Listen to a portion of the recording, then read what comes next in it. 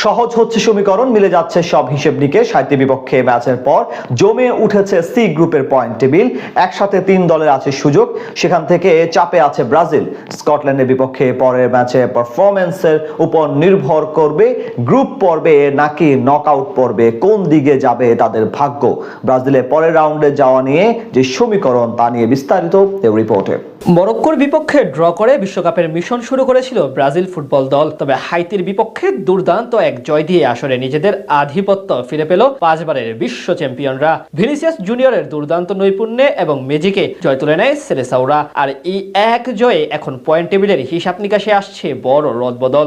এক জয়েই বিশ্বকাপের নকআউট পর্বে বলা চলে এক পা দিয়ে রাখলো কার্লো আনচেলত্তির শিষ্যরা। আর্জেন্টিনার আগে এখন ব্রাজিল শেষ 32-এ ওঠার মিশন কমপ্লিট করার পথে। বিশ্বকাপের আগে প্রত্যাশা এবং ইতিবাচক কথার চেয়ে ব্রাজিলকে নিয়ে নেগেটিভ মনোভাবই ছিল সবার মাঝে সবচেয়ে বেশি। বলা হচ্ছিল নিজেদের ইতিহাসে অন্যতম দুর্বল দল নিয়ে এবার আসরে অংশ নেয় 5 বারের বিশ্ব চ্যাম্পিয়নরা। কিন্তু ইতিহাস বলে ব্রাজিল বিশ্বকাপে সবসময় ফেভারিট থাকে। বিশ্বকাপ মানেই তারা তাদের আধিপত্য, যার প্রমাণ দিয়ে দিল আরো একবার। অনেকে গ্রুপ পর্বেই তাদের শেষ দেখে ফেলেছিল, তবে সেই অনিশ্চয়তা এবং শঙ্কা দূর করে সবার আগে নকআউট পর্ব নিশ্চিতের দ্বারে পৌঁছে গেল 5 বারের বিশ্ব চ্যাম্পিয়নরা। হাইতির বিপক্ষে আজ 3-0 ব্যবধানে দাপুটের জয় নিয়ে হিসাব নিকাশ সহজ করে নিল সেলেসাওরা। সাথে জমে উঠল সি গ্রুপের সব মারপ্যাচ। 2026 বিশ্বকাপে সি গ্রুপে ছিল ব্রাজিল ফুটবল দল। সেখানে তাদের সাথে আছে আফ্রিকার অন্যতম শক্তিশালী দল মরক্কো, ইউরোপের স্কটল্যান্ড এবং উত্তর আমেরিকার দেশ হাইতি। সেখান থেকে নিজেদের প্রথম ম্যাচে মরক্কোর বিপক্ষে ড্র করায় ব্রাজিল এই ম্যাচের আগে ছিল 3 নম্বরে। অন্যদিকে এই গ্রুপে দ্বিতীয় ম্যাচে স্কটল্যান্ড মুখোমুখি হয়েছিল হাইতির বিপক্ষে। সেখানে সেই ম্যাচে 1-0 ব্যবধানে জয় পেয়েছিল স্কটিশরা।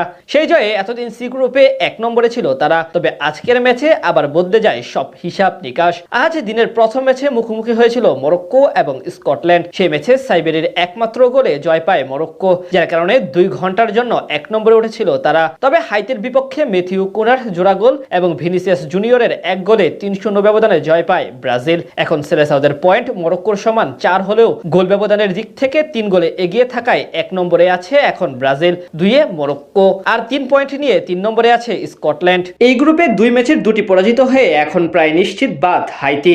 এখান থেকে ব্রাজিলকে রাউন্ড অফ 32 নিশ্চিত করতে হলে স্কটল্যান্ডের বিপক্ষে আগামী ম্যাচে ড্র করলেই হবে। তখন 5 পয়েন্ট নিয়ে সেরা 2-এ থাকা তাদের নিশ্চিত। আর যদি ব্রাজিল স্কটল্যান্ডের বিপক্ষে জয় পায় তখন তাদের গ্রুপ চ্যাম্পিয়ন নিশ্চিত। আর যদি সেই ম্যাচে তারা পরাজিত বরণ করেও আর অন্যদিকে মরক্কো যদি হাইতির বিপক্ষে ড্র করে তাহলে 2 নম্বরে থেকে নকআউটে যেতে পারবে ব্রাজিল। তবে যদি স্কটল্যান্ডের বিপক্ষে হেরে যায় এবং মরক্কো যদি হাইতিকে হারিয়ে দেয় তখন আবার সি গ্রুপ থেকে নকআউট পর্বে যাবে মরক্কো এবং স্কটল্যান্ড। অর্থাৎ আপাতত ড্র কিংবা জয়, আগামী ম্যাচে এই দুটি সেফ পজিশন হবে ব্রাজিলের জন্য।